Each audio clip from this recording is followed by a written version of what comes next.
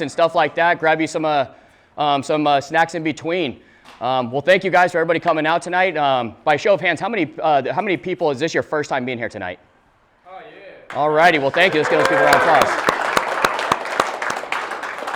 Well, welcome to Ideal. We're excited and everything. We just launched and things are going well. We're excited to have you guys out. This is what, our 10th? Probably 10th. 10th event. So again, thank you. This is growing every single time, and every time we get a show of hands, half the room is new. So thank you guys for coming out, and whoever invited you out for trusting them for bringing you guys out tonight. On a Thursday night, I know you guys could be somewhere else, doing something else, hanging out at home, or having some fun and everything, but we're going to have some fun tonight. And we got a guest speaker here, and if anybody that was here early, you guys got to see that this guy likes to have fun. If there's games in the room, you better make sure you're ready to either Zelle, PayPal, or send some money or have some cash pulling out of your pocket. Who owes me $60, by the way? Send it. Send it. Yeah. Quick itinerary of what tonight's going to look like. Right now we have our guest speaker coming up. He'll come up for about 45 minutes. As you guys notice that there's no name tags. Ego free. We want you to go talk to people. We want you to meet them, grab their names and numbers. You don't know who they are and who's in the room or who you could be sitting next to.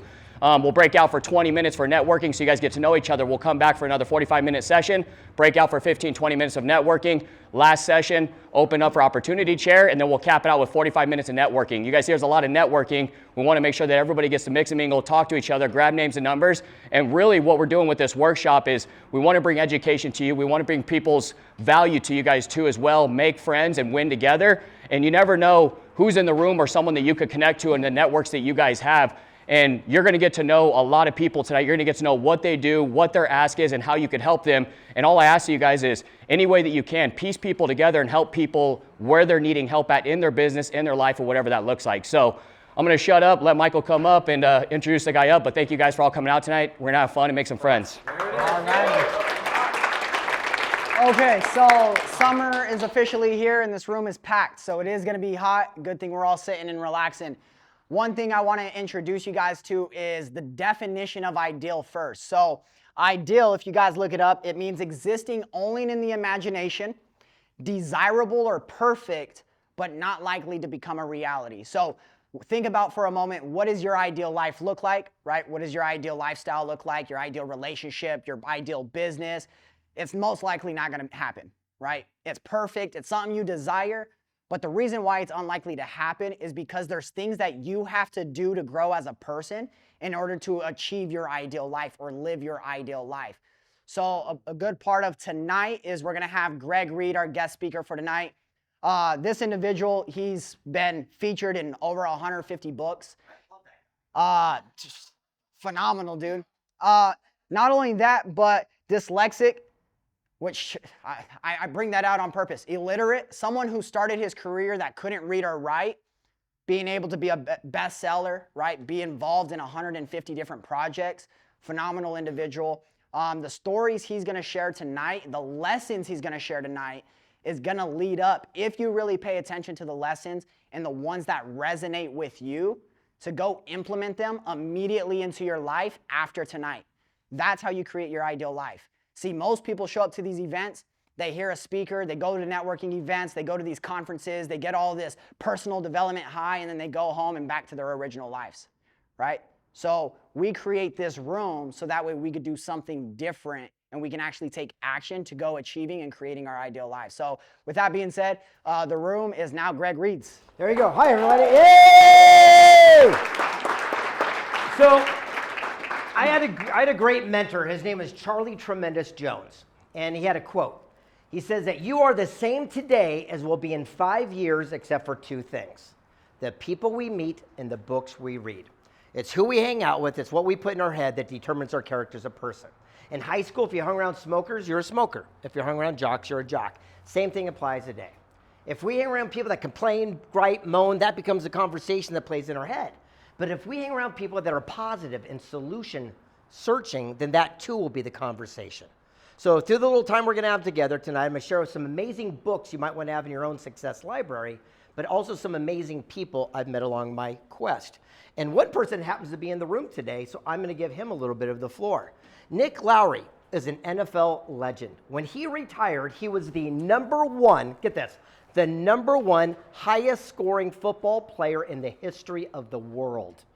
This gentleman knows pressure. He was a kicker for the legendary Chiefs. Put your hands together for Nick Lowry. Right there, everybody. So, Nick, while we got you for a few minutes, because I know you're taking off here, give us a visualization story. When you were under that pressure, right? You're walking on, and you have a book coming out. It's called, like, Naked or Afraid in Front of 80,000 People. Tell us about it.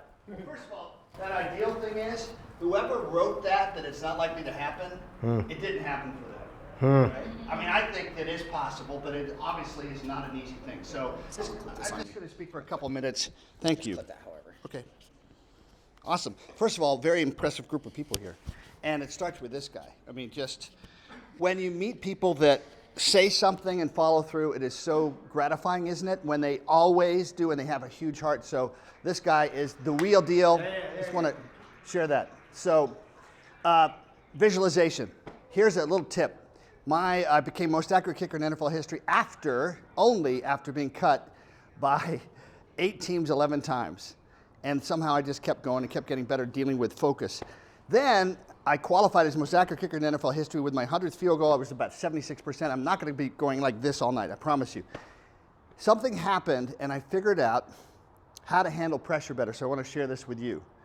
Because one of the counterintuitive things is, how many of you get nervous when you have to speak?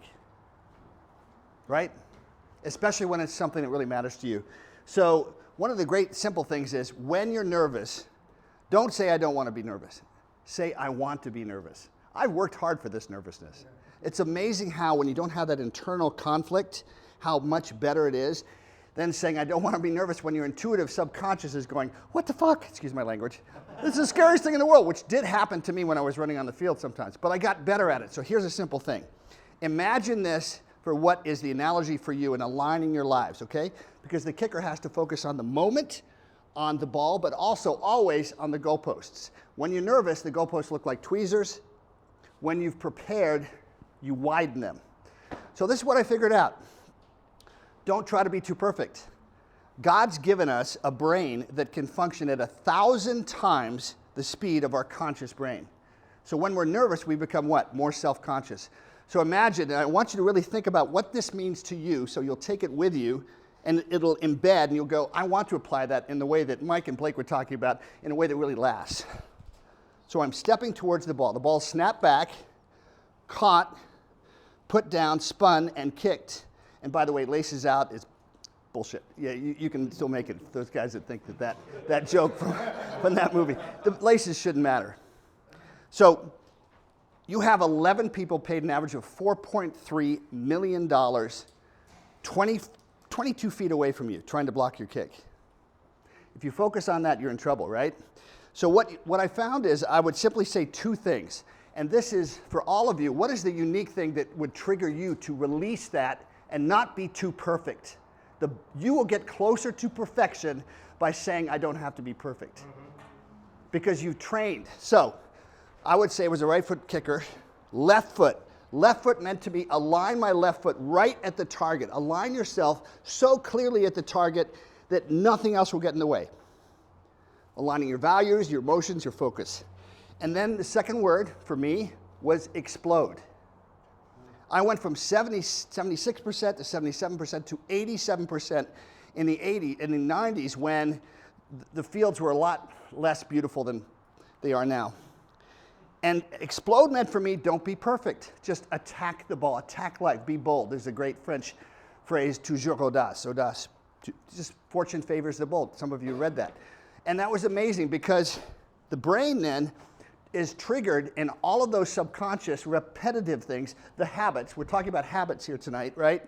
The habits that God gave us that align with what we're supposed to do, our great gifts. So can you remember that? Find that word, that trigger. It might be explode. It might be something totally different. But in those moments of truth, we're often defined, and we remember, gosh, I wanted to say that great thing to that cute girl, but I was nervous, or I wanted to be perfect when I had to say X, Y, and Z. I had to present. Instead, you put yourself in that place where it's left foot. Align yourself. Why am I here? Tony Robbins, who I love to do, I'm almost done here. He asked me before our AFC Championship game, how you doing? I said, I'm nervous. He said, who are you playing for? So who are you guys playing for? Really, who are you playing for? That helped me so much because I work with kids with cerebral palsy. I work with inner city kids, and suddenly I'm running on the field. You'd think that would be obvious, but you do that homework, and now I'm playing for them. I want them to see me as I want them to see themselves. God, that helped. So, 2 references. God bless you. Left foot, explode, and who are you playing for? Thank you. Nick Lowry, everybody. Thank you, brother. Gotcha. So as Michael let the cat out of the bag, I happen to be dyslexic. I can't really spell very good, can't read very good, yet I'm an international best-selling author. I've been published in 150 books, 45 languages, 2 honorary PhDs, and a star on the Walk of Fame, yet I have read less books than I've written in my life. And the way that I did it was this. You work your strengths and you hire your weaknesses. We work our strengths and hire our weaknesses. What does that mean? Well, I'm stuck at writing, but you know what? I'm a good orator. I'm a good storyteller. I'm a good visionary. So I sit down amazing ghostwriters and editors, and I would sit there and say, all right, a boy wants a bicycle. So he gets off his butt. He goes out, takes a lawnmower, mows the neighbor's yards, makes money, buys a bike. And I tell that to my ghostwriter, and they give it back to me the next week. You know how it reads? It was a glorious Sunday afternoon when a young, bright-eyed lad caught the entrepreneurial spirit as he went outside to greet the new day, and they write it in a story form that people would want to read. You work your strengths and you hire your weaknesses. So when I did my first book, you do something called a query letter. It says who you are, what's your message, why an expert, who's going to read your book. I sent 8 query letters out every single week to 8 return rejections the next week. I was turned down 268 times in a row on my first book. The 269th person says, we'll do your title. All we want you to do is change the title, the beginning, the middle, and the end. It was horrible. It sucked so bad. Again, I'm dyslexic, so it read like dog, beaver, boat, car. It made no sense. So they said, get a ghostwriter. And I did, and I recrafted it. And this book went on to inspire so many lives around the globe. In fact, one quote from this book that you've heard over and over, you just don't know it's mine, was shared 37 million times last year. It says, a dream written down with a date becomes a goal. A goal broken down into steps becomes a plan. A plan backed by action makes your dreams come true. You see it on coffee mugs, t-shirts, bumper stickers, a quote that was turned down 268 times in a row. What if I would have given up after 100 rejections, or 150, or 212? Well, guess what? 37 million people would not have had that quote inspire their lives.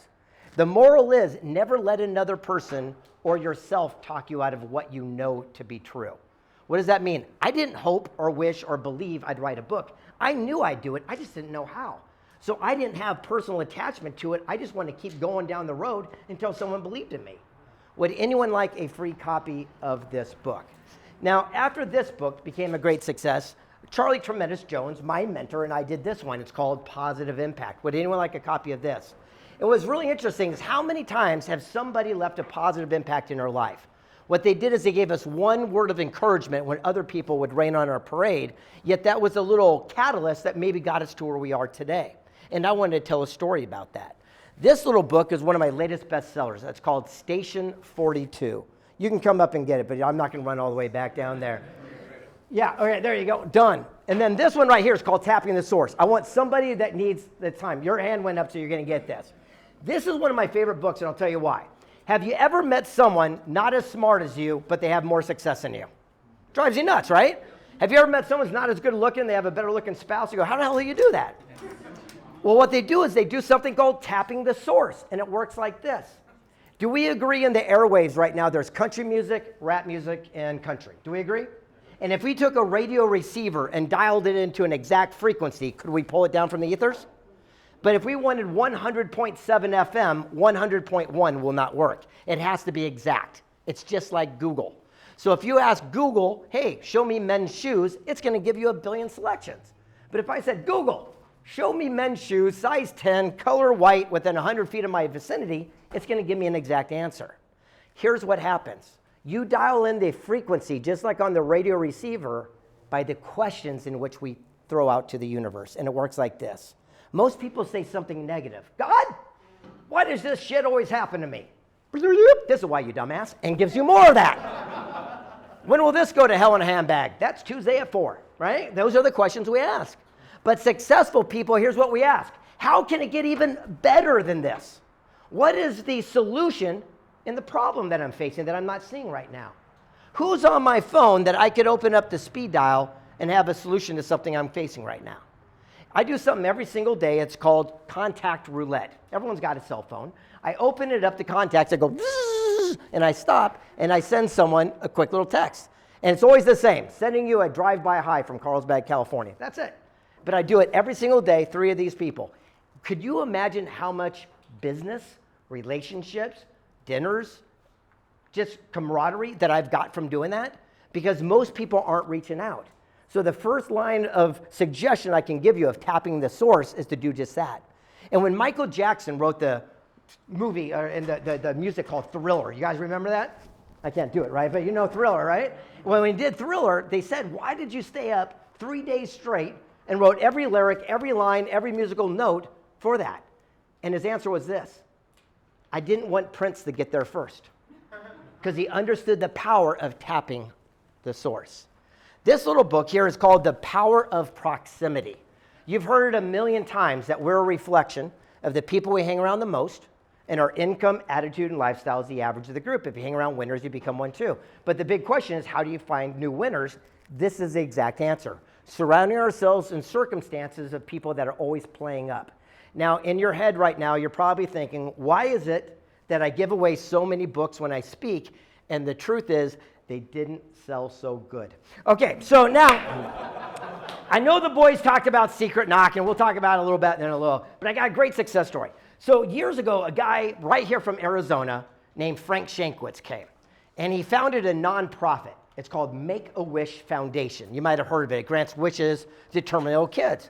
Well, in fact, we were sitting there on stage at Secret Knock, and I said, Frank, I go, just when we're done wrapping up our interview, let me ask you, I go, what was your wish? And he looked at me like I had two heads. He goes, what do you mean? I go, you're the founder of Make-A-Wish. What'd you wish for? And he says, no one asked me. I says, what? I go, well, what do you want? You tell me any single thing you can think of, and I'll grant your wish. I want to be the guy to grant the wish of the founder of Make-A-Wish. And he says, I just want my story to be told so my grandkids will know I did something. So real quick, I got a piece of paper out and I said, grant me your life rights, right backstage. And I said, Frank, I'll make this into a major feature film. Just know I've never made a film, right? But he trusted me, and it took 6 years of trials and tribulation. And we filmed it right up here in Prescott, Arizona.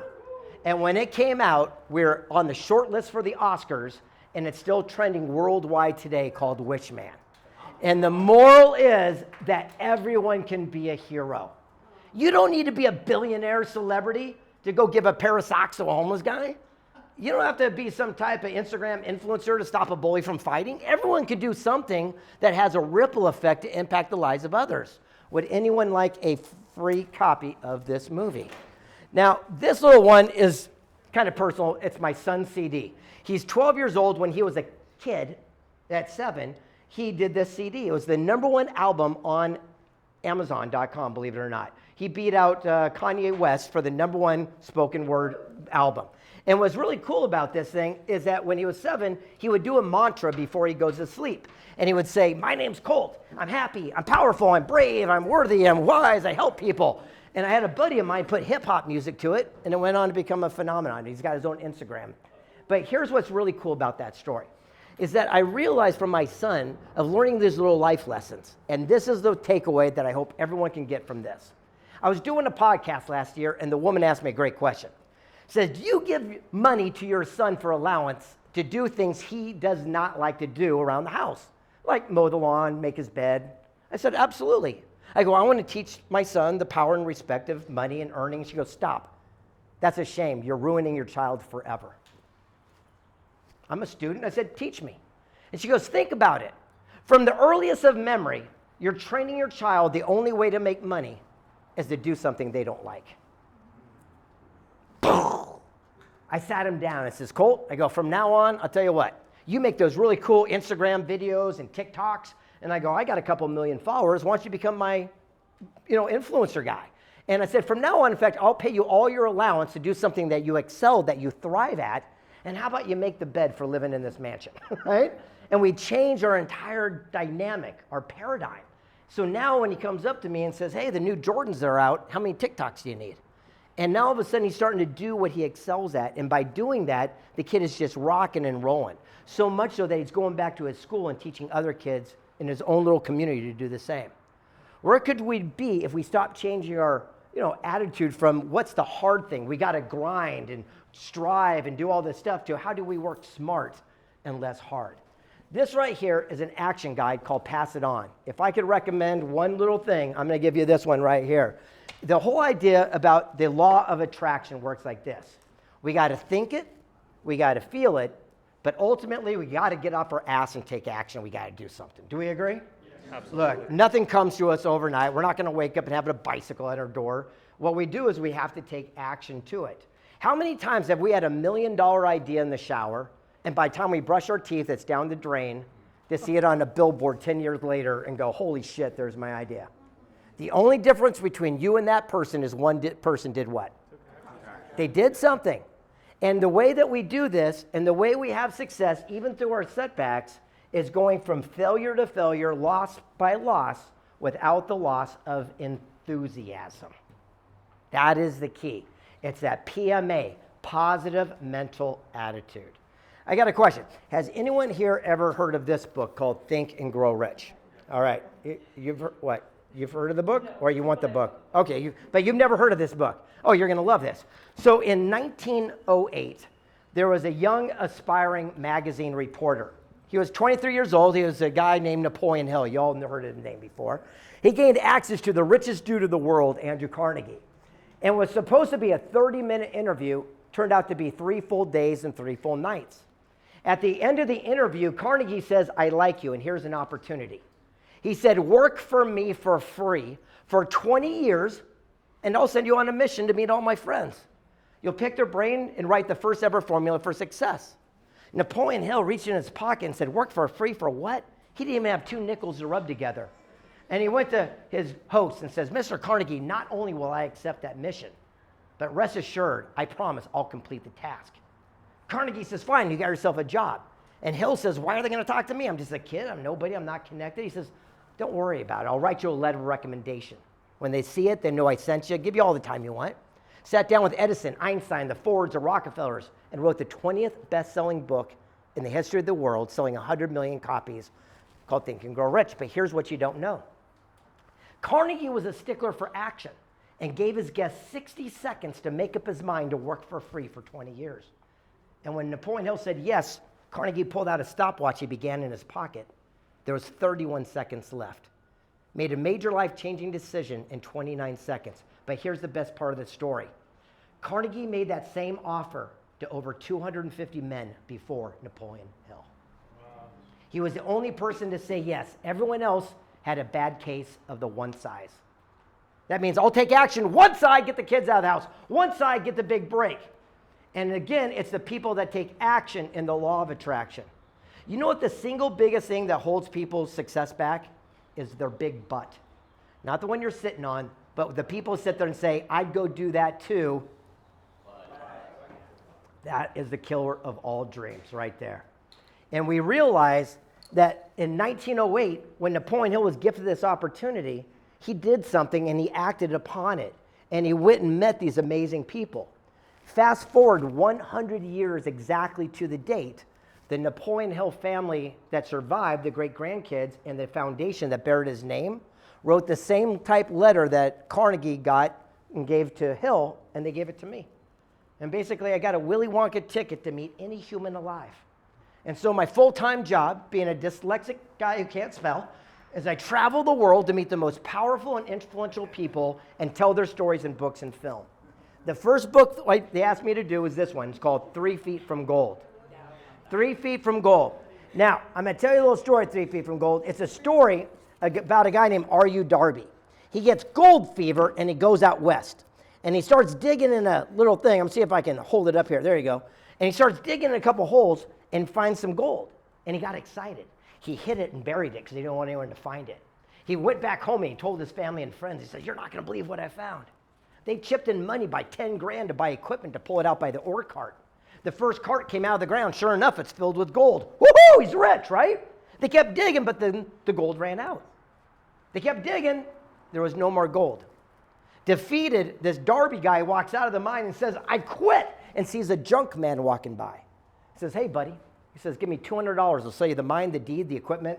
I'm done with this gold mining business. I'm going to go back home to something I know.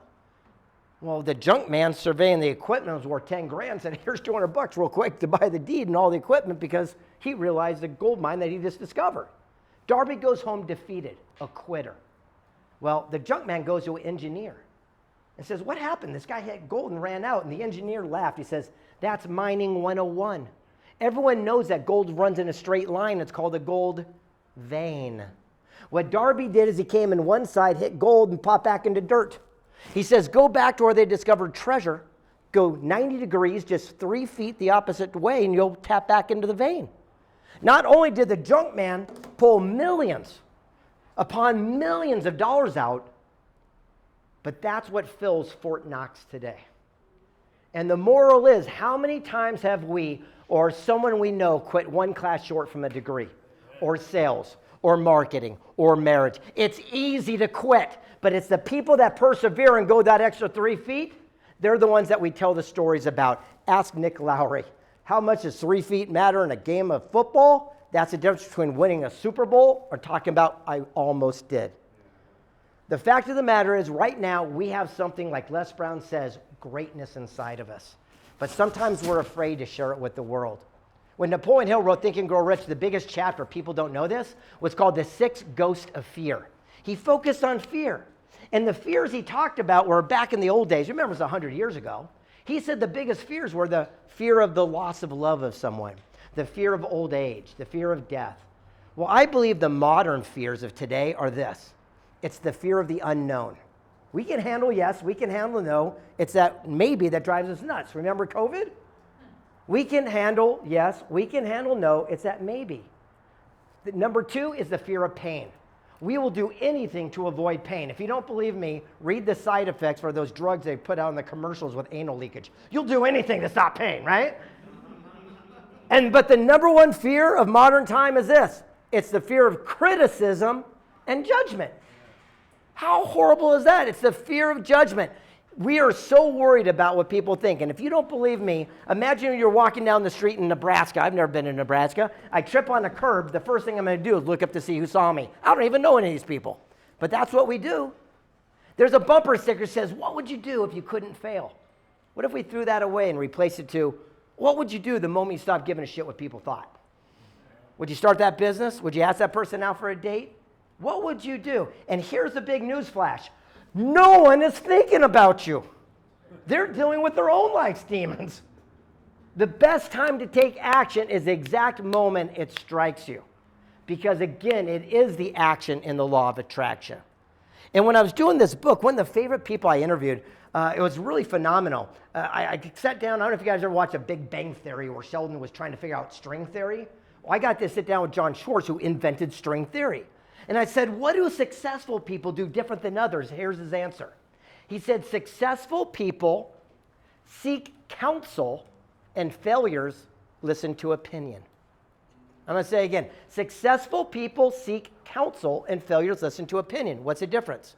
Opinion is based on ignorance, lack of knowledge, or inexperience, like all your family friends that have never done what you want to do. Counsel is based on wisdom, knowledge, mentorship. People have paved the way. If I go to a family barbecue and say, hey, Uncle Leo, I'm going to become an international best-selling author, he's going to try to talk me out of that to protect me, to keep me safe, knowing I'm dyslexic. And guess what? He's never written a best-selling book.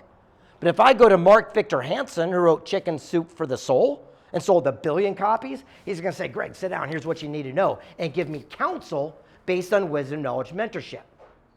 If we would spend our activities only seeking counsel and ignoring people's opinion, that's the day your life would change.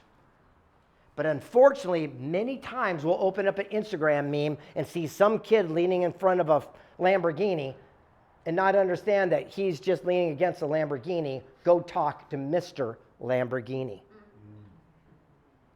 Let me tell you a story about Mr. Lamborghini. Tonino Lamborghini. He got the business from his dad when he was 26 years over. When he started it, the first car he did was called a Countach. And when he ended, it was with the Diablo. And then they sold it to Volkswagen. You know the story. And I asked him, I says, how is it that you and your dad, you hear all these little internet memes about no commercials and all this stuff. I go, how is it that you and your dad created so much wealth and prosperity in your life? And here's his answer. You guys ready for this one? He says, all you got to do is create a product, good service, or experience that people will save their money to happily hand it to you. I said, what do you mean? He says, Greg, I love you. No one's going to save all their money to buy your book, but they're going to cash in their 401k to drive my car. He says, you're not going to spend $4,000 a night to live in your own apartment, but you're going to go up to Anaheim and give it to a mouse with big ears.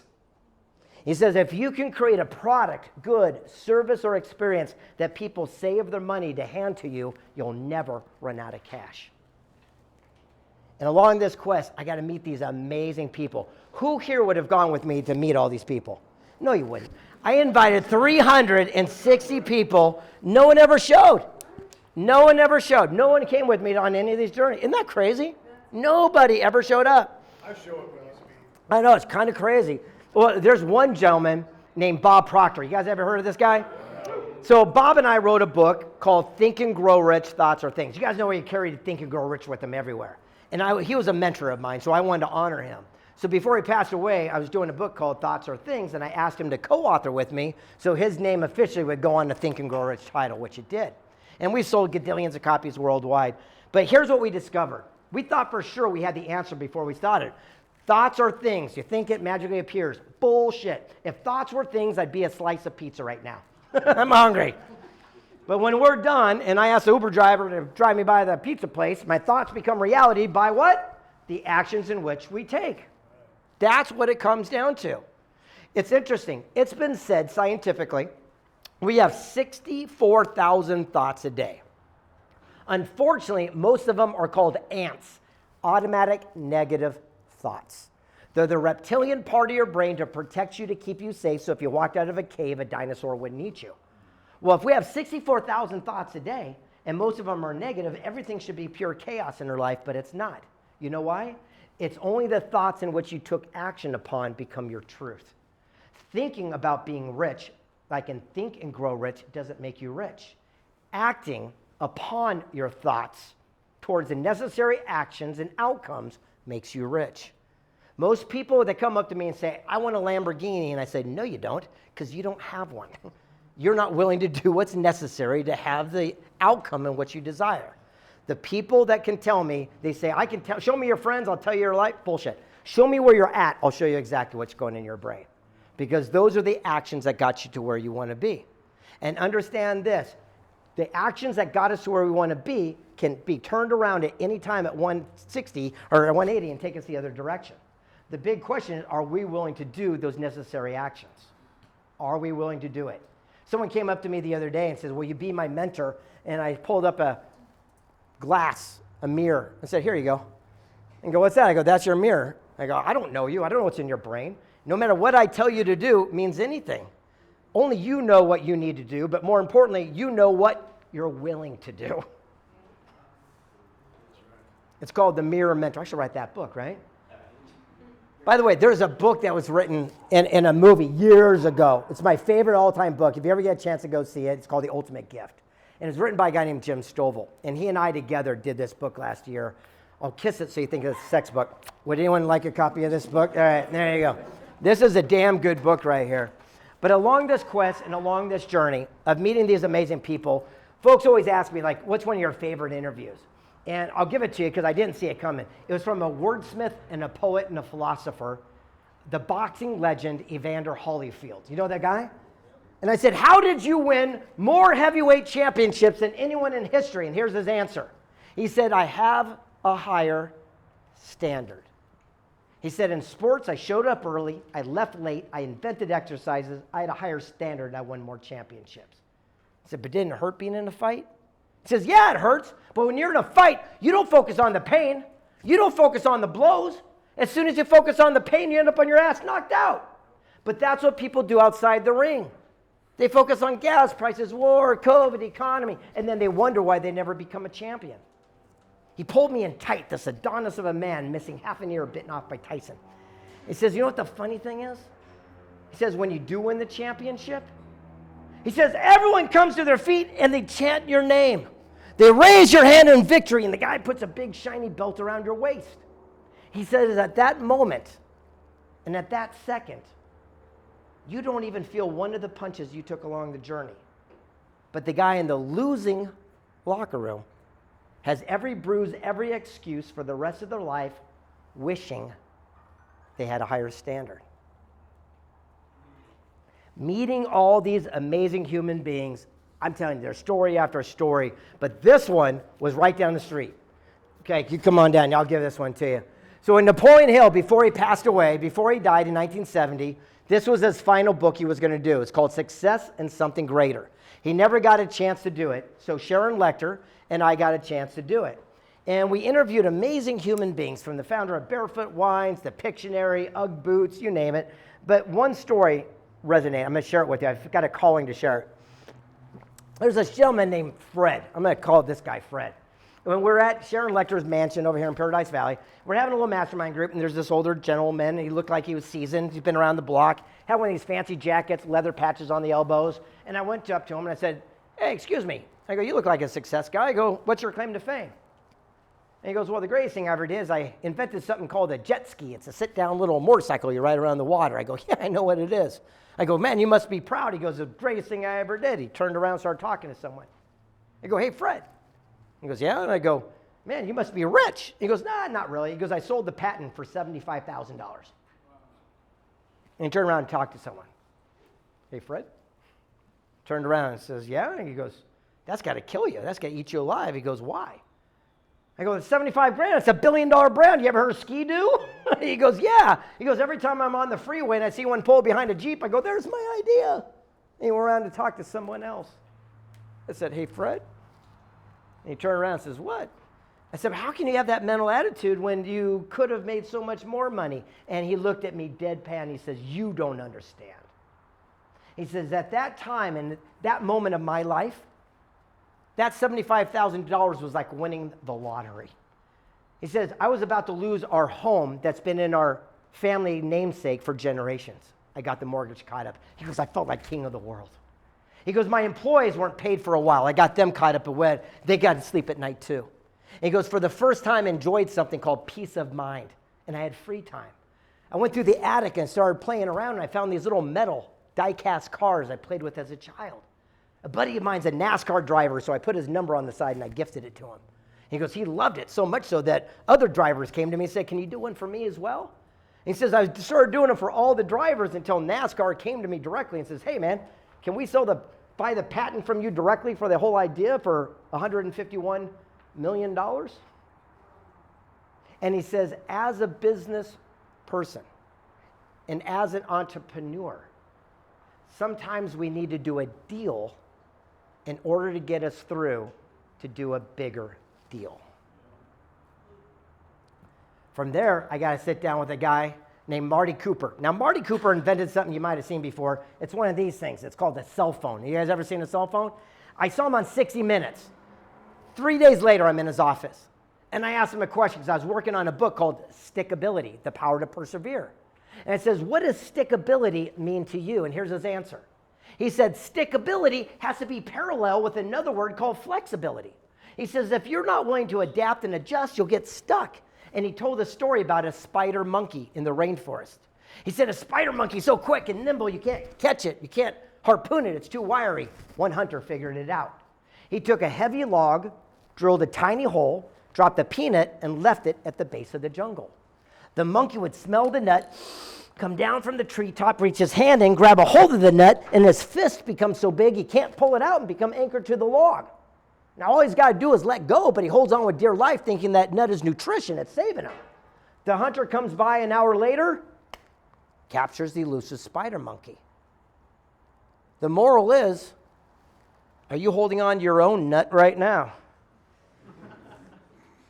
But it could be in the form of a job or a relationship or fear or guilt or the past or remorse. And when we're holding on with dear life thinking it's saving us, just like the monkey thought the nut was, could also be the thing that's leading to your own demise right now. Sometimes we have to have the courage and the fortitude to simply let go, adapt, and adjust so we can live to fight another day. And after all these different individuals, one of the greatest ahas, people always ask me, what's your biggest aha, your biggest takeaway here? If you could go back to your 20-year-old self and tell you something, this would be it. You, lady, this is it right there. This is your nugget. Pay attention. CPC. CPC. It's an acronym. I wish I would have learned this when I was 20 years old. CPC. It stands for this: clues, patterns, choices. CPC, clues, patterns, choices. It works like this. I'm a single guy. I go out on a first date with an amazing gal. She happens to be 20 minutes late. Now, anything could have happened, but there's a little red flag. That's my first C. It's called a clue. But she's awesome. I want to keep dating her. So on the 10th, 15th, 20th date, every time we go out, she happens to be 20 minutes late. That forms a P, which is a pattern. Now it's my C, which is whether I deal with it, I yell at her, I break up, I tell her a different time, but it's not her fault. She's just late. We have to stop trying to change people to fit into our own paradigm. Newsflash, no one wants to be changed. But how many times have we seen someone with a bad reputation in business? They cheat your best friend, you do business, things go wrong, you're mad at the person. It'd be like seeing a rattlesnake rattle, bite your kid's sister, you pet it, get bit, and you're mad at the snake. Looking back in life, rarely will we be angry at relationships that failed or negotiations that fell through. We're mad at ourselves because we saw the clues, we saw the patterns, but we made our choices late. Dave Liniger, you don't know him, but you know his business. I sat him down and said, did you ever want to quit?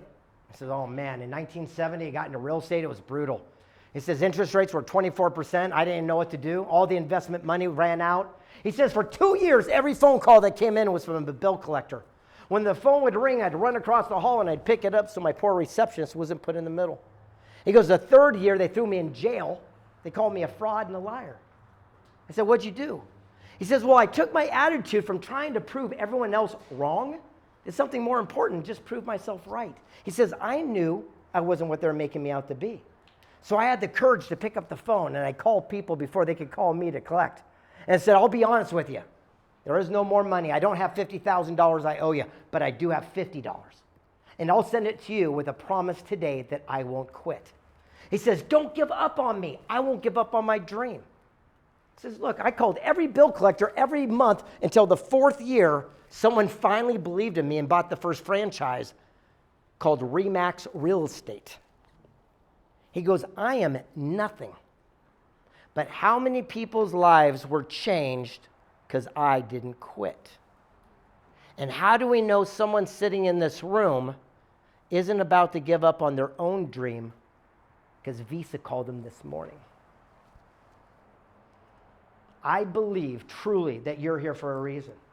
We are a reflection of the people we surround ourselves with. And how do we continue to up our game? September, I'm doing Secret Knock in Las Vegas for the first time ever. And I'm bringing in some of the most powerhouse hitters I ever have. And then we're going to do it again in March in San Diego of next year. Now, we're known as the greatest event you cannot attend unless you're invited. And the only way to be invited is to hang out with these amazing people and open up the doors of opportunity. I don't have a sales pitch. There's no way to go. Billy is right back here, my vice president. He's the only way you can go. So you got to go see Billy if you want to get into this thing. Good luck to you. He's the gatekeeper, and you can wear, you see he wore a referee shirt, so he's going to really, yeah, that or he just got a second duty shift over at Pirates of the Caribbean. I haven't figured it out yet, but one of those two things. But again, the big thing is, where could we be by constantly surrounding ourselves with these amazing people, then apply what they teach you and report back? This is how I honor my mentors. When I met the legendary, the greatest speaker of all time, I believe, Les Brown. He's got a quote, says, you got to be hungry, right? And I hunted him down when I first got in the industry. I says, Mr. Brown, I go, I'm brand new. Would you do me a favor? Just give me one nugget, one little thing I could do to help my speaking career. He did. I found him a month later, said, Mr. Brown, I met you a month ago. I asked for one nugget. You gave it to me. Here's my results. What should I do next, sir? He was shocked. Jaw, ground. He goes, no, I can't believe anyone did that, right? And he gave me the next nugget 100% because I honored him by following up, following through, and reporting back. Here's what he taught me, by the way. He says, when you're on stage, you can tell a new speaker because they hold the microphone like this, like a rapper, and they put it in front of their face. They're hiding behind this microphone. They're just scared, just so you know. He says, what you do is you hold it at the end so people can still hear you, but they connect with you in the audience. And that simple little act got me more paid speaking gigs, I believe, than any other tip. How simple is that? It's these little things by reporting back because everyone has one golden nugget. Remember this, what's common sense to you is pure genius to somebody else. And I'm going to give you guys a chance to ask me some questions now, but before I do, I'm going to wrap up with this last thing. Look, I do not know every single person in this room, but I do know this one thing about you. Chances are everyone comes to you for counsel, for great advice. But you're just like that shiny duck on the water. On top, you're beautiful, but underneath, you're freaking out like the rest of us, right? And we've been taking care of our family and our friends and our peers and our coworkers. Know why? Because you're a leader, and it's awesome. But guess what? It's time to get selfish. It's time to draw an imaginary line in the sand and step across and say, it's my turn. You know what? I got that idea for a book or a movie, an entrepreneurial dream. I'm not going to take it to my grave. I love you, family. I love you, friends. I've taken good care of you. I've taught you everything I got. You take care of you. We draw that line in the sand, and we step across and say, it is my turn. I'm not going to let another person tell me what I can and cannot do. I am not going to let fear stop me in the way of my greatness. Like Napoleon Hill said, our greatest success will always come just one step beyond our greatest setback and failure. So when you want to say die and throw in the towel, that's when you kick it in the most. We draw that line in the sand and we step across and we say, it is my turn. You do have greatness inside of you. We've been so afraid to share it because we are afraid of what other people will think. And I'm telling you right now, your time is now. Draw that line. Step across and say, it is my time. And when you want to say die, and I cannot go just one step further, understand this. You've got greatness inside of you.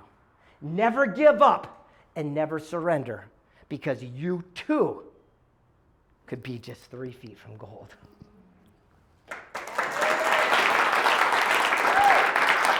Thank you.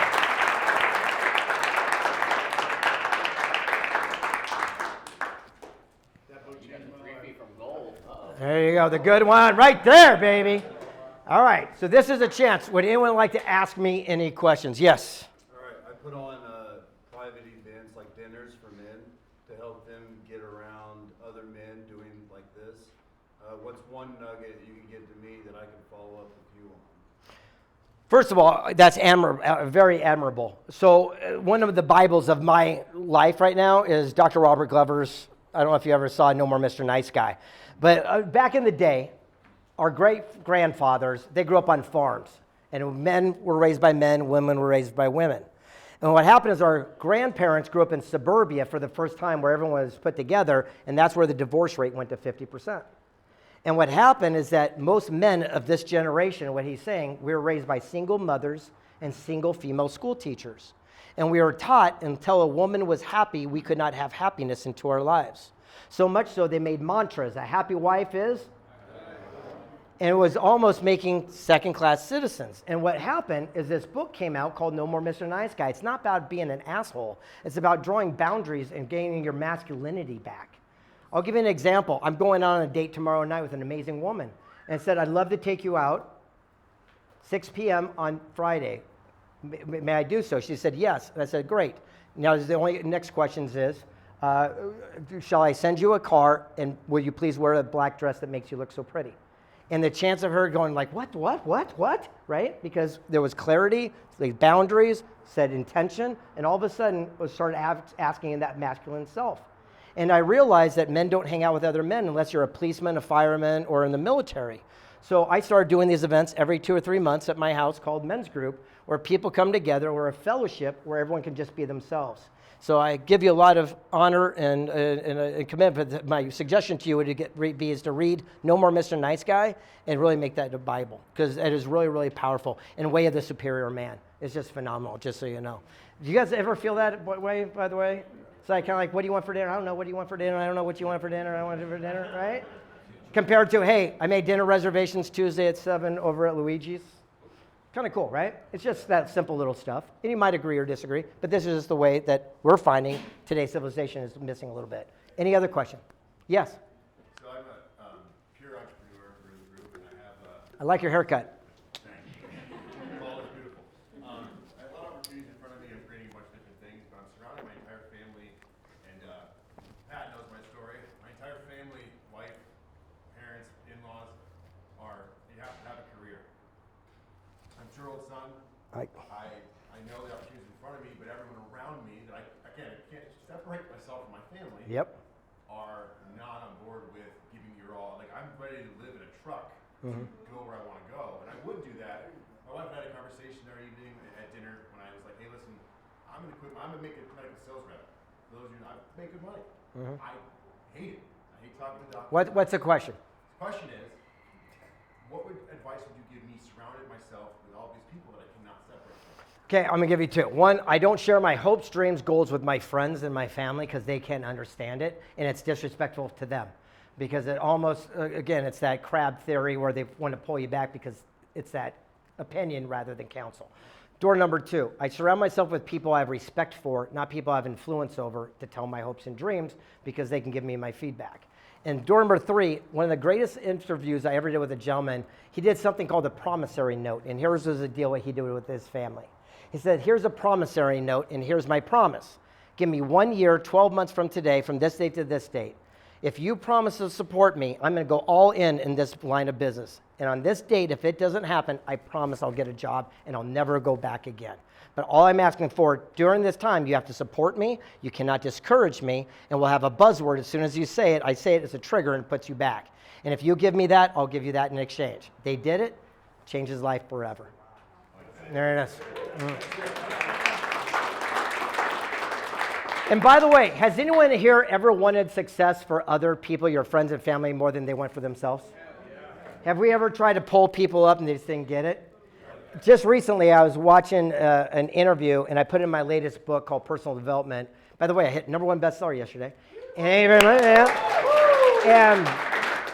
And basically, here's what he said. He goes, stop trying to pull people up the mountainside with you because you're killing them, because most people can't breathe at 15,000 feet.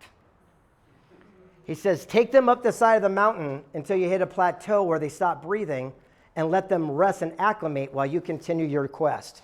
And hopefully, at one time, they'll get to the point where they can join you along the quest. And that changed my viewpoint right then and there. And my mentor came to me and I says, why is it that I want success more for these people and they want them for themselves? I don't get it. What should I do? And he looked at me dead in the eye and says, roots. I go, what the hell's roots? He goes, roots! I go, what's roots? And he says, you can find someone who's down and out. Doesn't make a difference where they are. They could be in the gutter. But the difference is they're in there and they're bleeding from the back of their hands. And I go, why are they bleeding? He said, roots! I go, I don't get it. He says, those are the people that don't like being there. So they're flinging their hands out of the gutter trying to grab a handful of roots.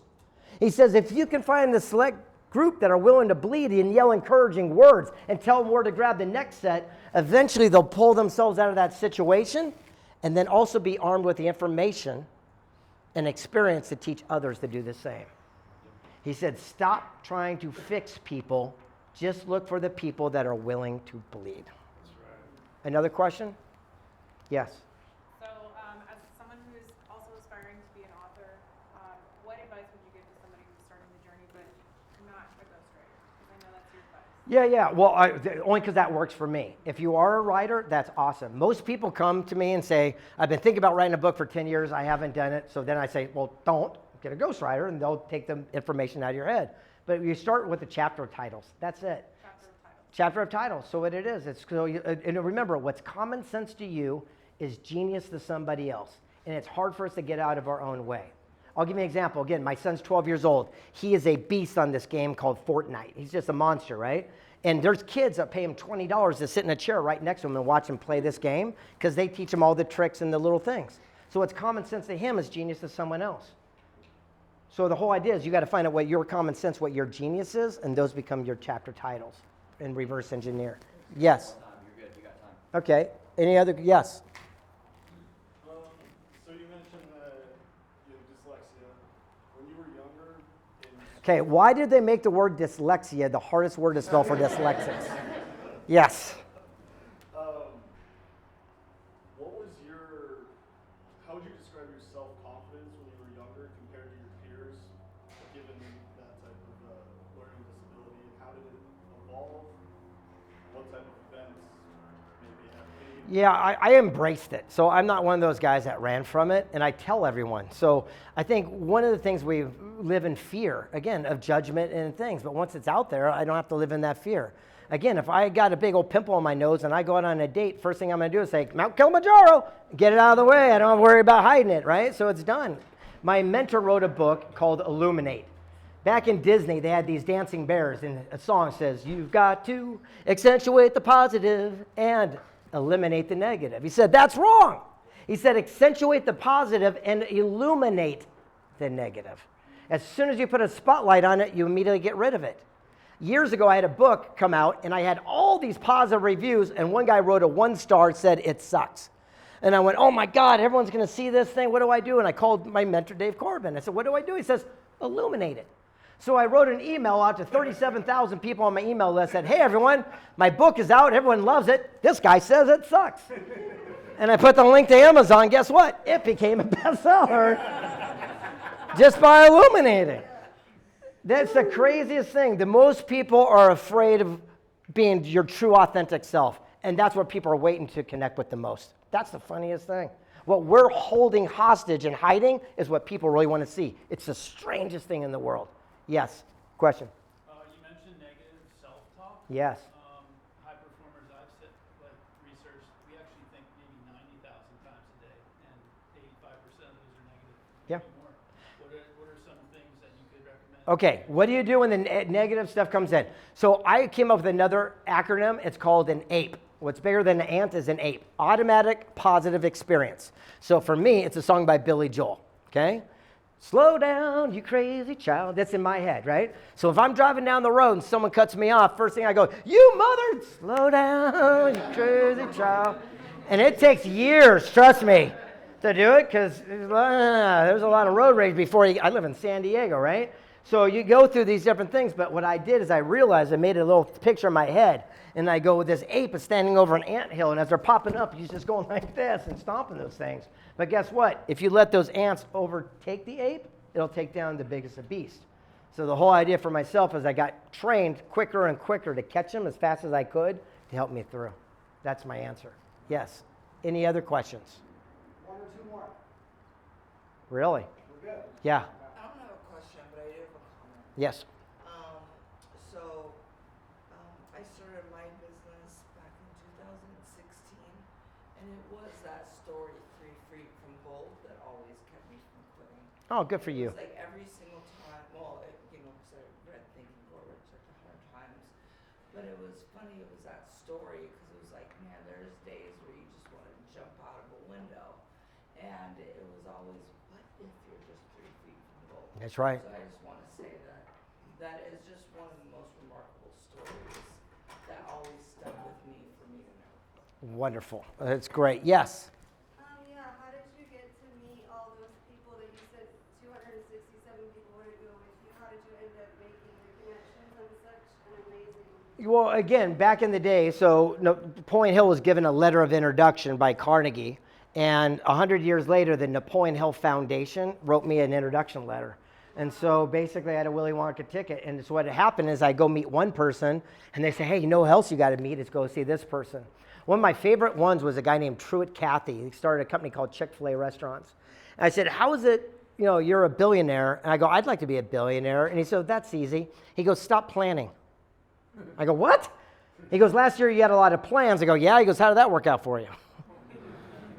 And he goes, look for and capitalize on unexpected opportunity. I says, what? He goes, look, if you want a goal and you have stickability and eye on the prize, don't let other people get in your way. He says, let's say you're on a blue sofa and you want to get to the end of the street. He says, you get off your backside, start moving that direction. But a planner is going to plan every step. We're going to pause, take a break. If a sprinkler comes on, it goes against plan, they run back home, not me. He goes, I'm looking for opportunity. Did a kid leave a skateboard or a bicycle out to make my journey short? If I get lucky, I'll wave down a neighbor driving by and hitch a ride. He says, either way, I'll get to my goal. I'm just not so caught up in exactly how it has to happen. Yes? I closed my gym down last year, and I'm in the transition period right now. What are 3 things you would give someone like me who's trying to figure things out to get to that next step? Okay. I'm going to give you, this is a double-edged sword, but I'm going to give you the fluffy answer. So in 3 feet from goal, we did something called the success equation. And it sounds like a math test, but it's not. And I'll do it really fast. It's the letter P plus T times A square plus F is success. And it works like this. Have you ever seen the show called American Idol? These kids show up 100,000 people to sing, and they're full of P, which stands for passion. You've heard the saying, what would you do it for? You do it for free, right? But majority of these kids suck. Is that correct? So if you're passionate about something and you suck at it, will you make it? No. But your P, passion, plus T, which stands for talent, now you got a shot. But with the first A, it starts winding up. What that means, action. You got to do something with that God-given gift. But the second A is super important, and that is association. If you are passionate about singing and you are talented, you are willing to take actions and pay your dues and associate with someone in the music industry who could open the doors and had the F, faith, that that's a journey you're destined for, do you not have a great opportunity? The fact of the matter comes down to this. The people that find their own success equation are the ones that do it. So for 20 years, from 1920 till 40, I only had one business. I was a sales guy, advertising. And someone taught me exactly what I just said to you. And he said, what would you do if you could do it for free? I go, I'd be a teacher. I go, but there's no money in it, and I like Rolls Royces. And he says, well, what are you talented? I go, I'm full of shit. I'm a great talker. I'm a great communicator. He says, how can you take action with the right people? I go, I'd be one of those motivational speaker author guys. He goes, why don't you do that? And I said, what? I could do that? 3 days later, I put my business up for sale, and here we are today. Wow. Anything else? Thank you. Guys, Wow. Can we give this guy another round of applause? yay! So what'd you guys think of that? Some energy? Talk about stories, huh? Man, you got to listen to them 100 times just so you can grasp all of them. Guys, we're actually going to switch it up tonight. One, want to thank everybody that's coming out tonight, even if you were showing up late. Thank you for being here. This is actually the most packed out house that we've had yet this far, so thank you. Give everybody a round of applause for showing up tonight. Yay! I know I told you guys we're going to break out for 20, come back, do a thing, but we're going to switch it up. We're going to get 30 minutes of networking. There's a lot of people in here. We have all the way out to the back, but we're going to switch it up a little bit. We're going to get 30 minutes of networking and break time. Again, for the new people in here, bathrooms over to the side. In the back, we have water bottles, fruit, mixed nuts, and all that stuff. So please help yourself to all that. Make yourself at home. We got 30 minutes, and we're going to be coming back. We're actually going to be doing some giveaways since Greg came out tonight and everything. He could probably be doing 100 million other things. He's got a big deal lineup and everything. And obviously, he flew out here on a Thursday night to come do this for us. So I want to say thank you for doing that. You got it, buddy. Thank you. We want to do a giveaway for you guys, for everybody showing up tonight. Real quick, you're going to see tons of QR codes all around. Can everybody, they're going to be on your table everywhere. For the app one, everybody go download the app right now. We're going to be doing 10 giveaways for one free year to our app. So everybody that downloads the app, we're going to send out an email to everybody, to the 10 winners, for having a packed house out tonight, and then for Greg showing up and everything. Thank you again. Please download that app right now. Get that in there. Your email will go to it, and then we're going to send out and pick 10 people that we're going to give one free year of access to our Ideal app. Michael, you got anything else? Yeah. One thing that I heard a lot of tonight was, how do I take the next step, right? Well, one, you guys have already done it. You're in the room. One thing Greg says a lot is surround yourself with the people that are getting the results that you want today, right? So if you want to do that more, if you're trying to figure out, if you don't have the environment, one of the biggest things that fuck up what you're trying to do is your environment, right? Your parents, your households, your coworkers. The environment you're in will distract you from your goals, your dreams, your aspirations. It's important to get around people that want to see you succeed and not be egotistical about it, right? I want to see everybody in here win. I don't care what you guys are doing. I'm not trying to compete with nobody in this room. But if I got a relationship, a partnership, a resource, something that I could give to you to help you get to that next level, that's what this room is about. So for those of you that are struggling to get to that next step, I encourage you to stay plugged in. If you're here in Arizona and you live here, stay plugged into the Ideal community, because what we're building is a community that supports each other's growth. And I promise you, if you're in this room and you're not supporting somebody, you won't be in this room very long. Amen. So with that being said, 7:40. Michael, can we make sure that people also go see Billy, that would love to come to Secret Knock and be part of that whole thing as well? Yes, if you want to participate in Secret Knock in Las Vegas in September, see the referee in the back. And he will get you guys all set up. He'll answer all your guys' questions for Secret Knock. I'll give you guys a quick, I guess, testimonial. We got to participate as a talk show partnership with Secret Knock in March. We interviewed 32 people in 3 days for the talk show that'll be released here soon. The people that you guys want to be around are in that room, right? Yeah, the people that will support you. Same thing that I said, community here. And if you're not there to support, you won't be in the room. Same thing with Secret Knock. If you're not your authentic self and trying to really help other people thrive and win, doesn't matter where you're at. You could be starting, or you could have already sold your company for $1 billion. It doesn't matter. We want to see each other be lifted up, and as a team and as a community. We're all here on earth. We ain't going nowhere. We're going to either see each other as we rise or we're not. So with that being said, what time do we got to be back in our seats? 7:40. All righty, guys. There you go. Everybody enjoying themselves for the night? Yeah. There we go. You guys will enjoy the second half of the evening or of the night. Thank you guys for coming out again. The way we run Ideal workshops is we love to bring in education for the first hour, whether it's myself speaking, Blake speaking, or we have some phenomenal guest speakers come in like we did tonight. What we're going to do is we're going to open up. I'm going to pass this mic around. Blake and I will pass our mic around. Wherever you're at, feel free to stay there. I'm going to have you guys stay in your seat for tonight's purpose, because there is a lot of us. And I'm going to open it up to 20 people for an introduction. Now, you got 60 seconds. Get straight to the point. We don't want to hear your life story. I want to know your name. Where are you from? What do you do? And think about this last part for a second. What is your big ask? Every single person in this room has an ask. Where is it that you're struggling in your business right now or in your personal life right now? And if someone if someone waved a magic wand and it could be fixed immediately right now, that's your big ask. So don't waste it by saying, just introduce me to more people, because that's a terrible ask. All right, so 20 people, raise your hand. We're Volunteers gonna pass it first. around. 60 seconds. Name, where are you from, what do you do, and what is your big ask? All right, let's go ahead. Who wants to go first? Boom. Can you facilitate the back, Jason? Hello. Hi, I'm Daryl Stern. I run the fastest moving, emotionally driven video content marketing agency on the planet. I was also the voice of Scooter Computer in 1983 on Schoolhouse Rock. So I introduced 12 million kids to computers, so all those notifications on your phone are my fault.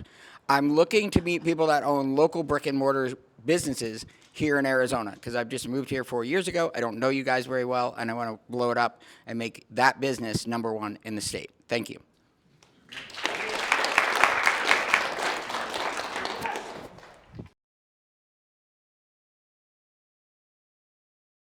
If you want, you could just turn around since everybody's right there too.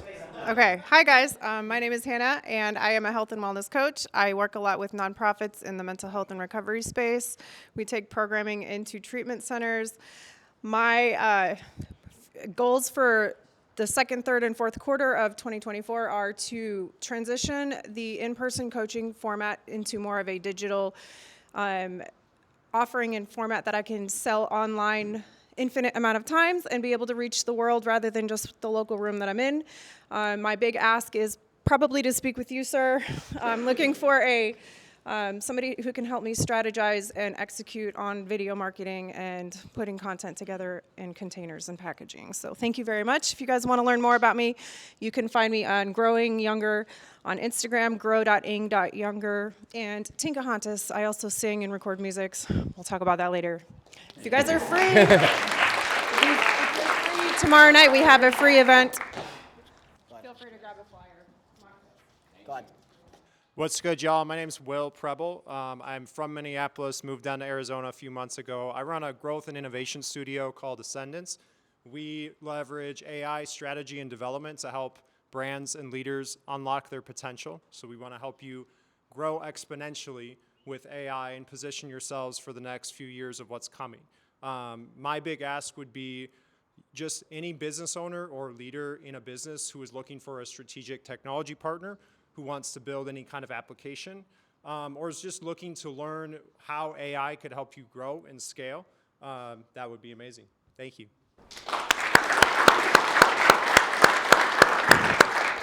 Hey guys, my name's Ivan Sasueta. I'm a real estate investor, and I do fix and flips and wholesaling. I've been doing that for about 8 years. So, in any way that I can help you guys out, that has to do with any real estate questions or anything I can do that has to do with questions regarding how to invest into the real estate world. My wife's also a realtor, so it's been an amazing year this year. I decided to open my company after being with a partner for 8 years, so I'm excited about that. And now I have a team of about 13 guys that I'm trying to show them the ropes from the beginning to. So anybody that's trying to just get in the world of real estate, my biggest ask is probably much as that. Anything that especially I keep hearing a lot of marketing situations here that I can definitely use. So definitely I'm going to network with some of you guys that just actually spoke about it. So thank you guys. What's going on, everybody? My name is Ian Simon. I'm a former professional athlete turned holistic wellness and fitness coach. As of right now, I'm just happy to be here, interacting with all you guys and all you professionals here, beautiful souls.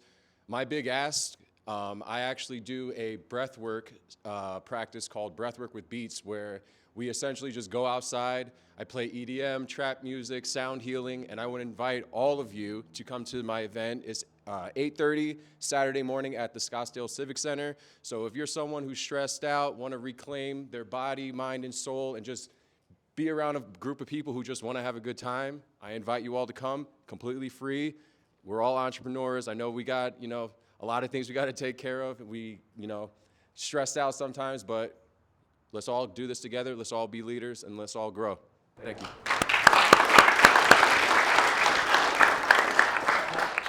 What's going on, everybody? My name is Ariana. I am born and raised here from Buckeye, Arizona. So what I do is I'm a pre-foreclosure specialist. So my big ask is if you or anyone you know is going through pre-foreclosure in their home ownership, and then they're in the process of losing their house, please reach out to me because I will buy their home. And we also cover moving fees, so move-out fees, and we also, like I said, take over their house. So that's my big ask. Thank you, everybody.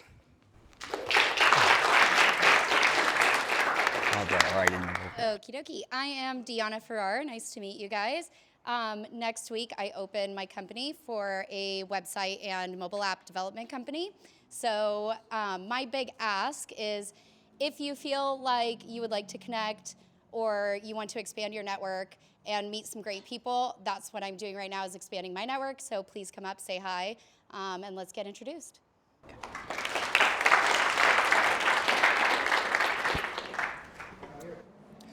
Hello, everybody. My name is Daniel Knight, and I'm the Chief Executive Unicorn of Unicorn Universe. And we help business owners make connections to achieve their dreams. And my big ask is if anybody wants to take their networking virtually, we have a connection event every Friday that is 9 a.m. to 11 a.m. And we want unicorns. Those are unique, different people that think out of the box, and they're special. So if that sounds like you, come find me and we'll get you registered for a connection event. Thank you.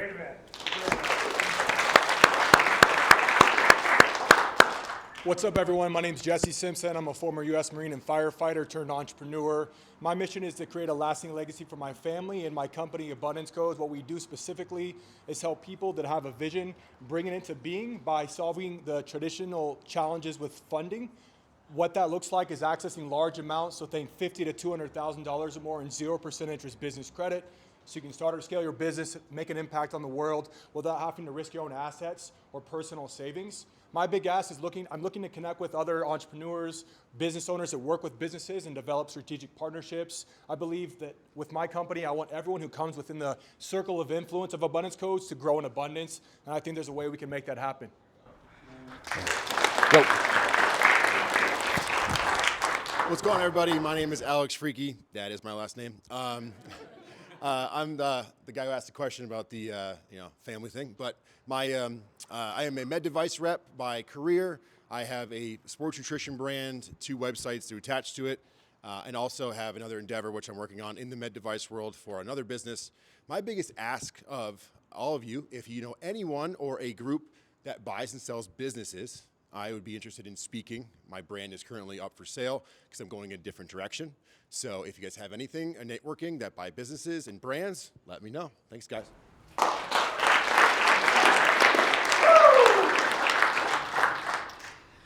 So my name is Mandolin Moses. I'm also known as the Mushroom Queen.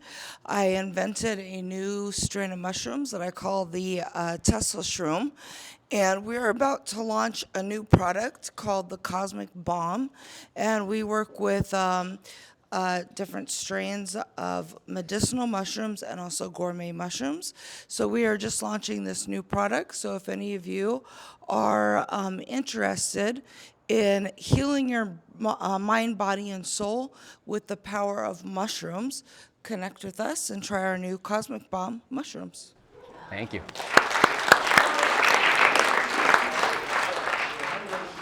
My name is Anna Melikian. I'm originally from Portugal, now living here for 20 years. I'm a podcast host. My podcast is the Mindset Zone. I'm in the top 1% of all podcasts globally. And I'm also a speaker, and my passion is to help people amplify their impact while preventing the burnout. And my ask, because what I'm speaking at the moment is how as human beings we can navigate the AI disruption with all the opportunities and challenges. And I'm looking for stages locally to speak about that.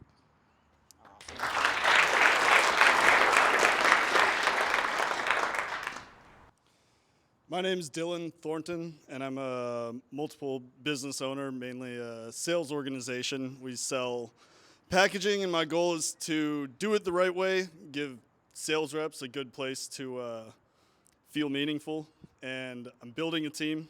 And so my big ask is, if you're good at something and you want to be a part of a good team, then let me know. And then also I'm looking for investors.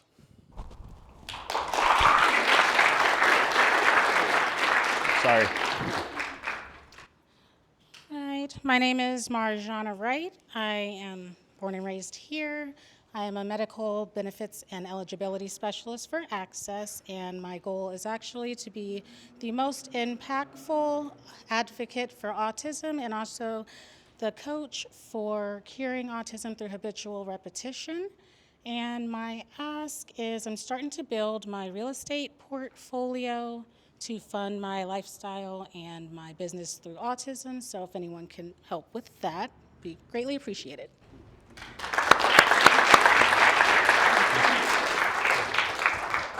How's everybody? My name is Alex. This is Valentino, and we're your car guys, right? So if you know anybody who is in the car business and is currently struggling, just started in the car business, or is interested in getting in the car business with over 18 years of experience, we can definitely help them with systems and processes that are proven to work so they can have a successful career, right?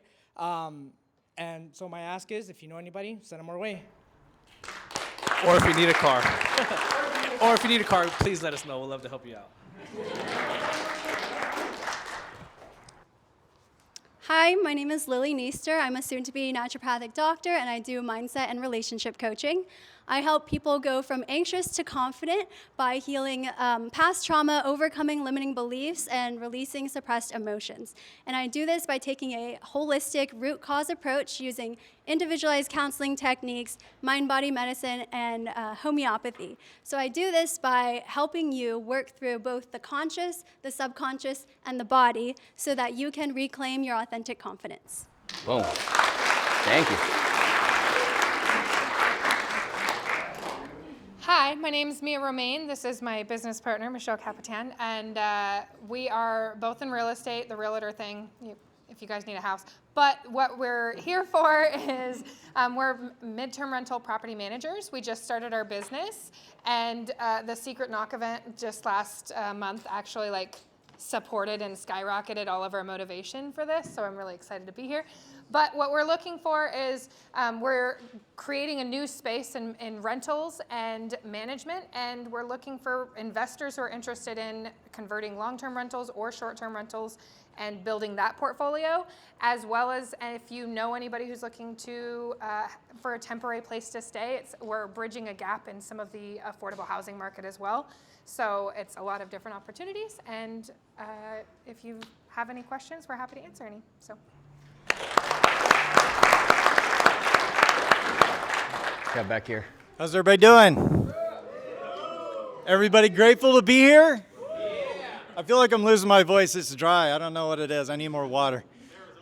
I grew up in Kansas, very rural western. My name's Bradley Clough, by the way. Grew up in rural western Kansas. Grandparents were farmers. And I moved to Arizona to work as an auditor for over 20 years here in the heat. So I should be used to it by now. But being in the automotive industry, I really worked my tail off, and at some point I took a leap of faith and walked away from my career, and that's why I'm here. I've been self-employed now for a few years, and I'm following what's in my heart, my dreams to start my own business. And the funny thing is, I found I have this innate ability to come up with business ideas and a lot of creative solutions for problems. And literally every day I'm writing them down in journals. I've created a website where I'm creating graphic design, anything I can do as a release valve to release some of my creative ideas I've been pursuing. But right now I'm trying to not follow the shiny penny syndrome and build a mobile app for the automotive industry. And it's pretty big, it's pretty massive, and I'm kind of riding the coattails of Michael and Blake who are helping me get off the ground. But what I really need, my big ask right now, is a partner. I need somebody who can help me and partner with me and basically keep me out of trouble. There you go. Anybody else? This is Dawn. Dawn Marie. Hello, my name is Dawn Marie. I have an organization called HELP, Homeless Engagement Lift Partnership, and we service and help children and families that experience homelessness out in our community. The generational problem is growing, and we are here to stop that. We've been doing it for 13 years, and now we've hit in the educational piece in it.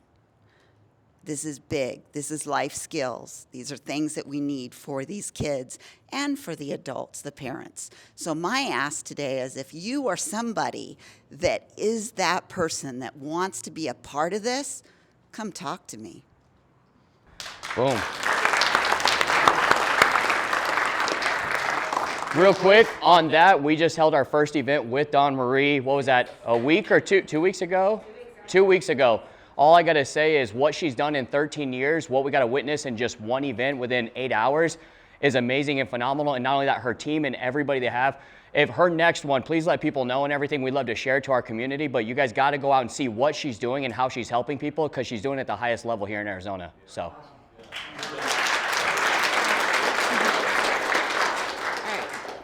My name is Charisma. I am a brand strategist and business development consultant.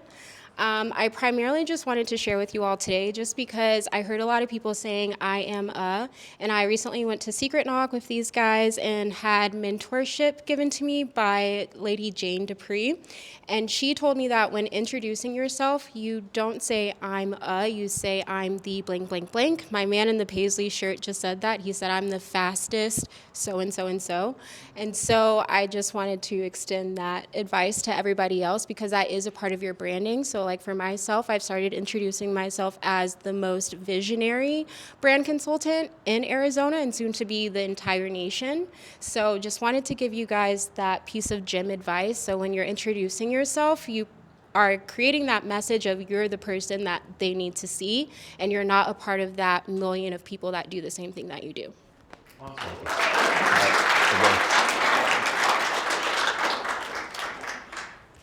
Got 2 more left. Hello. Wait, let me make sure this is the right mic. Hello?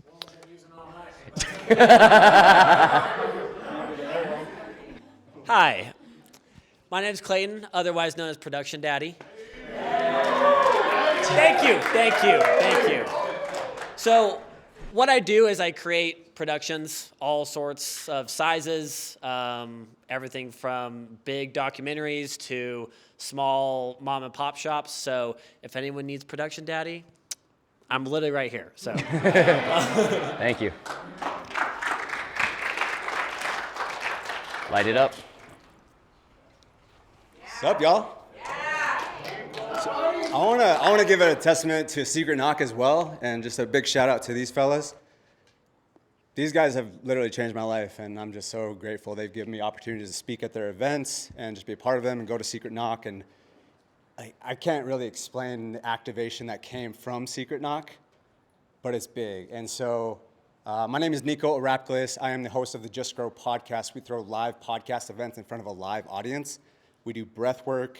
Then we have a nice deep conversation. We open up for Q&A. Then it's networking. We have a bunch of surprises on this next one on May 11th. We're going to be doing cash giveaways.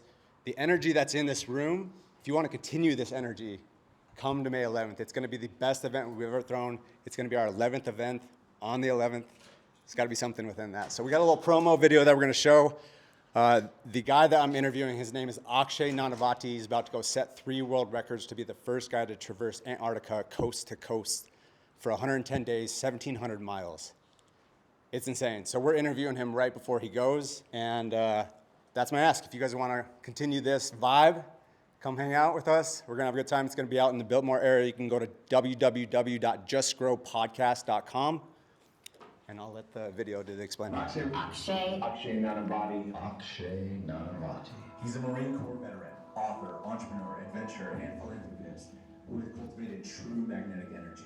He's not just a leader, he inspires others to lead. He's garnered book endorsements from people like the Dalai Lama, Seth Godin, Jack Canfield, Dr. Rick Hansen, and Cal Newport. He's cool-pitched his way to features in major publications like Forbes, Entrepreneur.com, Inc., and Bloomberg, as well as podcasts like the Aubrey Marcus podcast, the Jordan Harbinger Show, Empire Show with Bedros Keuilian, The Human Upgrade with Dave Asprey, and many more. He's an expert relationship builder and has become one of the most sought-after coaches and speakers of his generation.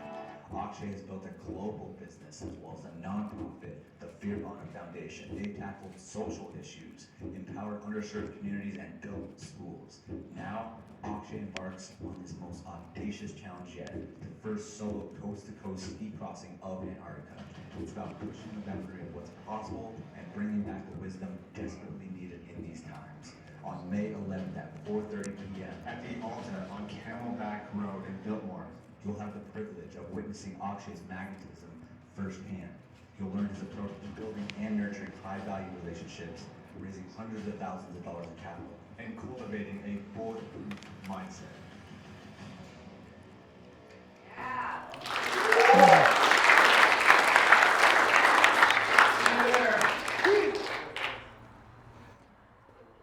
Alrighty, there we go. How'd you guys like the round of introductions, right? A lot of people. Yeah, that's good.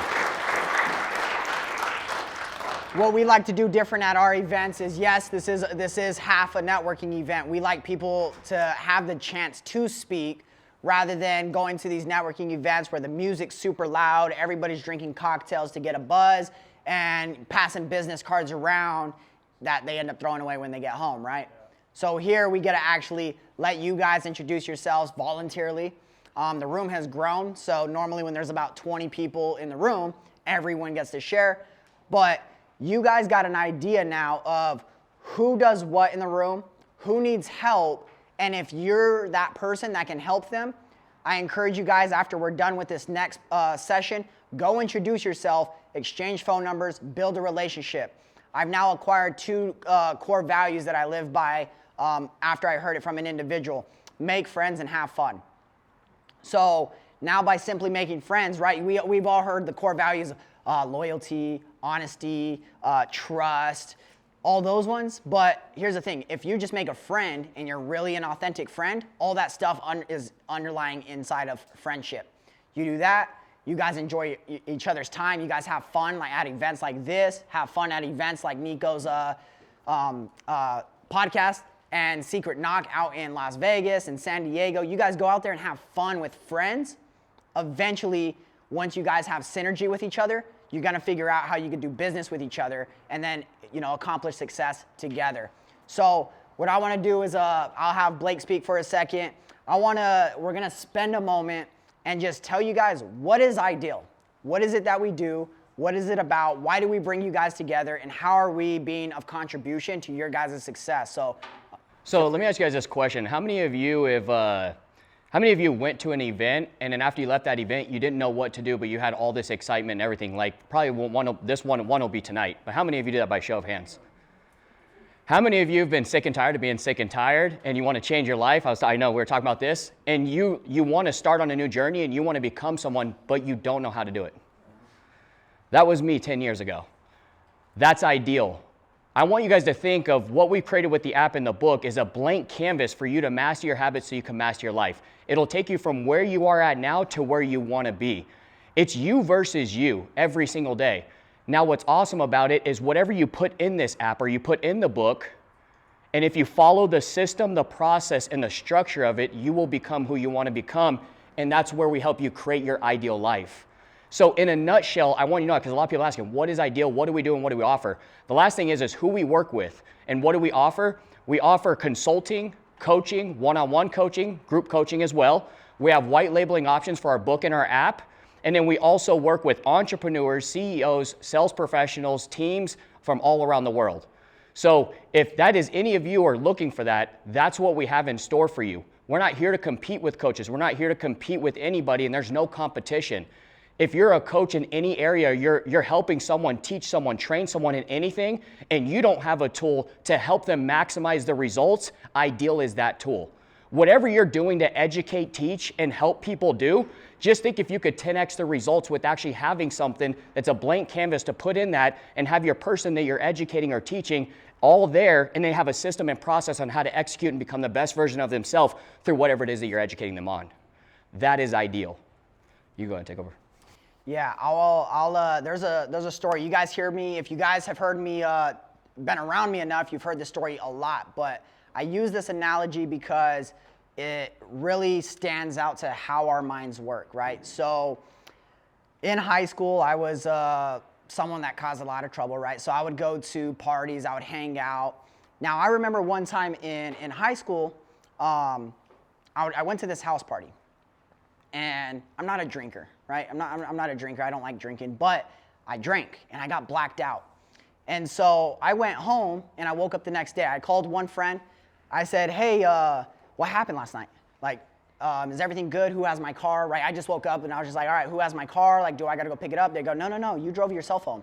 I was like, I drove myself home? What do you mean? I hung up, called another friend. I was like, hey, did I drive myself home?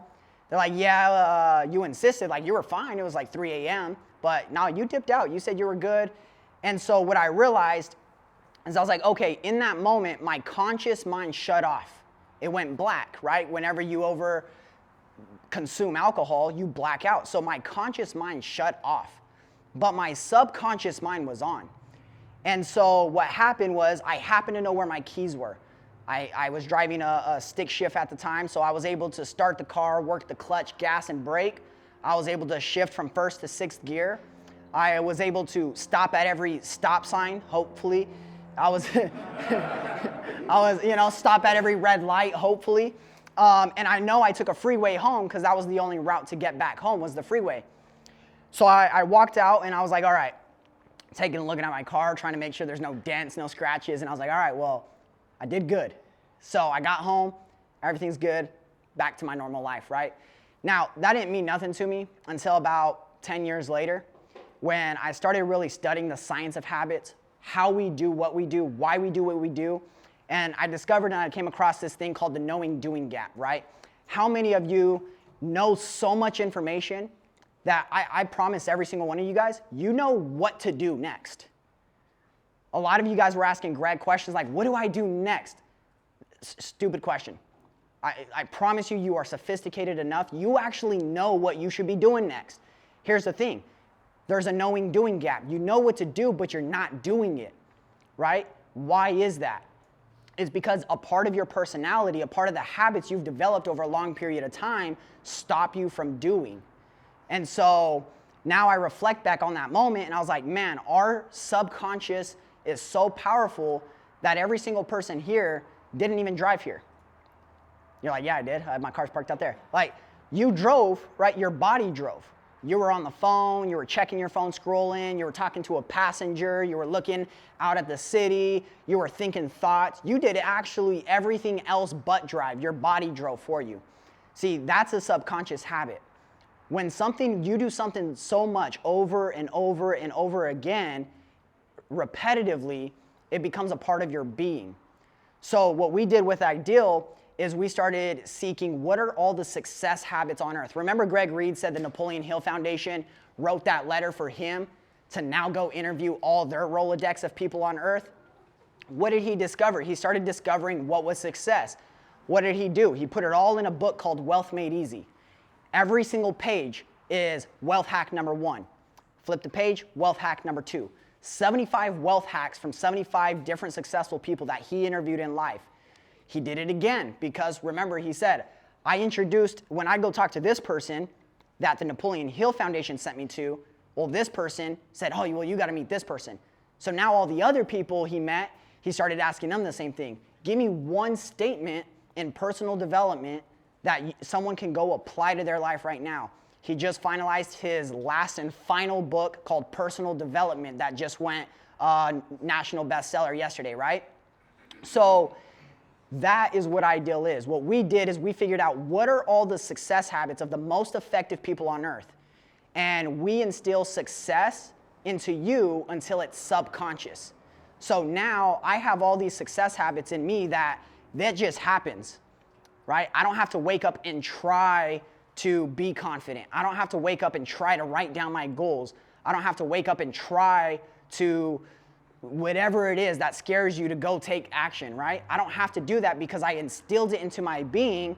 So now I wake up and it just naturally happens. So whenever you could take where you're at today, identify negative habits in your life, then identify what is the success habit you want to replace it in your life. Do it over and over and over and over again. Now, here's the thing. Time's going on with or without you. It is what it is. So might as well go through the shit now, the tough now, right? Get it done and over with, because the sooner you get that stuff done and over with, it becomes subconscious, it's done, right? I could wake up and people ask me, we have a talk show called Millionaires to Billionaires Talk Show. And it's one of those things. One of the goals I was writing down is I'm so happy and grateful now that I have an abundance of millionaire and billionaire friends and business partners. I wrote that down for 5 years straight. What happened? My mind started looking for opportunities for me to meet these people, to befriend these people, so that way I can have them in my life. One of those ideas that we've always thought about was, man, just start a podcast, right? Just start interviewing people. So we started interviewing, successful people around the world, figuring out what they did, where they started, what are the skills and habits they developed to get them to where they are today, and that's part of the free content we deliver with the talk show. All of that stuff is built into Ideal. Whatever your ideal life is, whatever that looks like for you, wherever you're at today and whatever that ideal life looks like, Ideal is the process, the system, and the tools to help you get there. Any questions before we dive into this next section? Questions, comments, concerns, feedback? It works. So, We won't have time to do an opportunity, so we'll just talk about the event in the next one. okay, perfect. That works. Yeah, yeah. Absolutely. So, you know what? I'll do my big ask too. So my name is Michael. I'm the founder of Ideal, co-founder of Ideal. My big ask would be, if you are everything I just described, right? You know where you're at. Here's the thing. I've talked to a phenomenal individual. I won't name names. Phenomenal individual. And I talk to him often. He's built a business. He's sold the business. The business does billions of dollars. And he still struggles, right? And it doesn't matter what level you're at. We still all have habits that will stick with us throughout our life. And so I have conversations with this individual frequently to just guide him in the right direction with developing new habits, the ones that he's working on right now. So it doesn't matter if you're just getting started. If you've already sold your company for $1 billion, there's always things that we're working on as humans that we're not perfect. There's a quote that I'll probably butcher it, but let's to get the point across. It says, "God's greatest gift to us is more talent and more ability than we'll be able to ever develop. Our gift to God is to develop that talent and ability as much as we can in this lifetime." Right? So we want to be able. We're not going to have it all, but we're dealing with infinite potential as we are sitting here. So I want to encourage you guys to have a conversation with me if you guys can. If you guys are looking to get to that next level, I might not be the person to get you there, but I can definitely introduce you to people that can get you there. So that would be my big ask. Help me, help you guys. I want to be of contribution. You guys all showed up to support this event. Even though it's to get knowledge, information, and relationships for you guys, it's a huge support. Without you guys, this stuff doesn't happen. So for the next session, you want to walk them through I guess we're opening it up now, so. Yeah, so we just don't have the time for it. I would rather you guys get to talk and meet each other now that we got to go around the whole room. What'd you guys think of the event? Yeah? Fun? Cool. This event is the first Thursday of every single month at this same location, and it is free. I just want to say it again, the first Thursday of every single month at this same location, and it is free. You could bring friends, family, anybody. I just want everybody to know that, and we do this every single month, no matter what. Side note, if you register on Eventbrite, it's not up tonight. It's going to be up tomorrow. I did that on purpose because last time we did this and all the tickets sold out in literally like 24 to 48 hours. So just know, for you guys in the room, it is available tomorrow. It'll be live on Eventbrite Ideal Business Workshop. You'll find it.